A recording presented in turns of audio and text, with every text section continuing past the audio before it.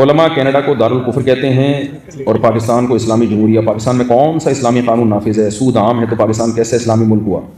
دیکھو، جیسے کسی شخص کو مسلمان بننے کے لیے ایک ہے پریکٹیکل مسلم، یعنی پریکٹسنگ مسلم ہو، پریکٹس بھی کرتا ہو، اور ایک ہے کہ صرف کلمہ پڑھا، اسلام کا اس نے التزام کر لیا لیکن عمل نہیں کرتا.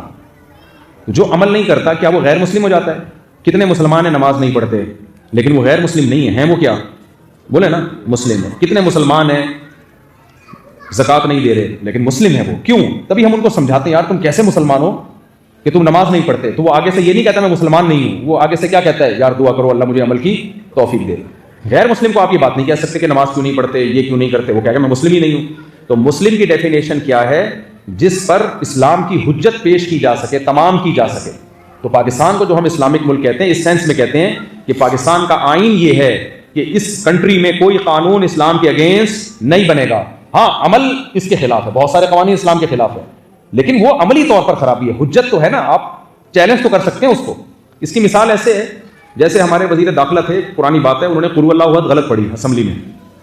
تو لوگوں نے کہا یہ کیسا اسلامی ملک میں جس میں قل ہو اللہ احد بھی غلط پڑھ رہا ہے ایک بندہ؟ میں نے کہا یہ اسلامی ملک ہے، قل ہو اللہ پڑھ رہا ہے، اس کو پتا ہے کہ اس کے بغیر میں چلوں گا نہیں یہاں پہ، تو مجھے اپنی تقریر بسم اللہ سے شروع کرنی پڑے گی. لیکن کچھ قوانین بہرحال غیر اسلامی ہیں لیکن اس سے ملک غیر اسلامی نہیں بن جاتا. ملک میں بیس دیکھی جاتی ہے کہ بیس کیا ہے. پاکستان جو انڈیا سے ٹوٹ کے الگ ہوا ہے وہ الگ اس بیس سے ہوا ہے کہ ہمیں اسلام نافذ کرنے کے لیے کنٹری چاہیے.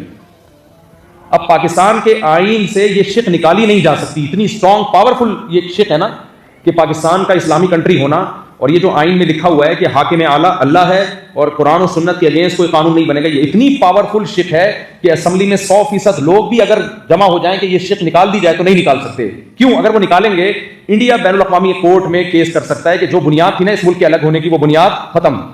تو پاکستان کے پاس تو اسلام سے ہٹنے کا آپشن ہی نہیں ہے.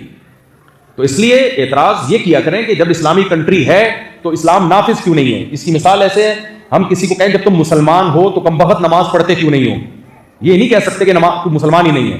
تو یہ اعتراض پاکستان پہ کیا کریں کہ اسلامی کنٹری ہے تو پھر اسلام نافذ کیوں نہیں ہے. یہ نہیں کہا کریں کہ